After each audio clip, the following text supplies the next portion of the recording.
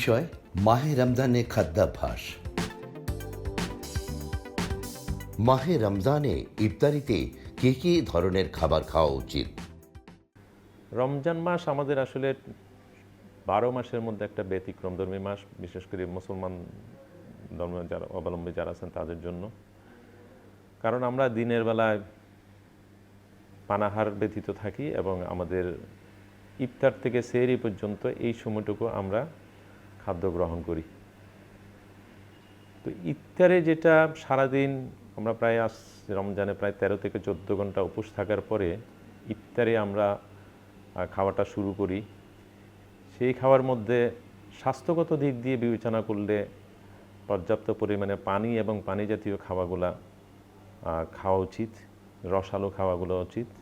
তার মধ্যে খাদ্যের মধ্যে সাথে ফলের মিশ্রণ থাকা উচিত। পানীয় জাতির মধ্যে স্বাভাবিক যে নর্মাল পানি আমরা পান করি সেটা ডাবের পানি, ফলের রস, এগুলো হচ্ছে স্বাস্থ্যোপযোগী।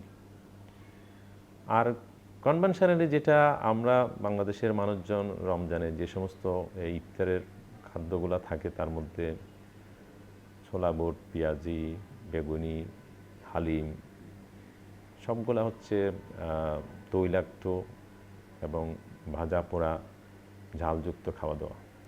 এই সমস্ত খাদ্যাভ্যাসগুলো আমার কাছে যেটা মনে হয় স্বাস্থ্যগত ঝুঁকি থাকে, এগুলা যতটুকু সম্ভব কম গ্রহণ করে আমরা ভাত খেতে পারি ইফতারের সময়, কিংবা খিচুড়ি জাতীয় খাওয়াগুলো খেতে পারি। আর রসালো খাওয়াগুলো পর্যাপ্ত পরিমাণে থাকা উচিত। ইফতারিতে কোন কোন খাবার খাওয়া উচিত নয়? ইফতারিতে খাওয়া উচিত নয়, আমি প্রথম কথায় বললাম যে ভাজা পোড়া খাওয়াগুলো যেগুলো আমরা খেয়ে যাচ্ছি এগুলা যতটুকু সম্ভব আমাদের আসলে কমিয়ে খেতে হবে। কারণ সবসময় মানুষের একটু ভাজা পোড়া বা তৈলাক্ত খাবারের প্রতি একটু ফ্যাসিনেশন থাকে। সেই জায়গাটুকু আমাদেরকে কন্ট্রোল করলে বাকি যতগুলো খাওয়া আছে তার মধ্যে সবগুলাই স্বাস্থ্যসম্মত। ইফতারিতে পানীয় কেমন হওয়া উচিত? ইফতার থেকে সেহরি পর্যন্ত আমাদের পর্যাপ্ত পরিমাণে পানীয় জাতীয় খাওয়াগুলো গ্রহণ করা উচিত। তার মধ্যে আমরা যে নর্মাল যে পানি খাই সেটা পানির সাথে ডাবের পানি, ফলের রস, এগুলো পর্যাপ্ত খাওয়া উচিত। তবে কিছু বেভারেজ যেগুলো আছে এই জাতীয় তরল খাওয়াগুলা উচিত না, এগুলো কিন্তু স্বাস্থ্যহানি ঘটায় মানুষের। রমজানে সেহরিতে কি কি খাবার খাওয়া উচিত?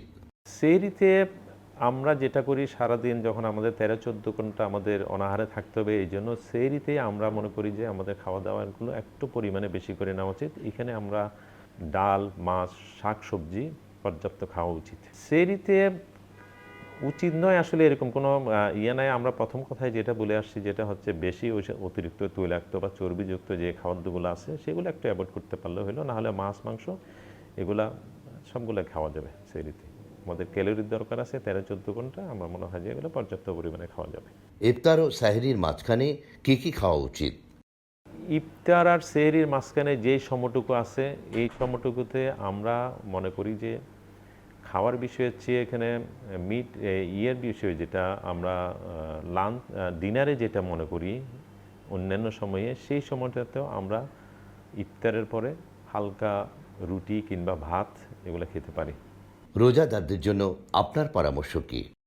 রোজাদারদের জন্য হচ্ছে এটা একটা সাধনার বিষয় রোজাটা। সুতরাং আমার কাছে অ্যাডভাইস হবে যে আপনারা স্বাস্থ্যসম্মত খাদ্যাভ্যাসগুলো রমজানে প্র্যাকটিস করবেন। তাহলে আপনারা ঠিকমতো ক্যালোরি যদি থাকে তাহলে খাওয়াগুলোই গ্রহণ করা উচিত।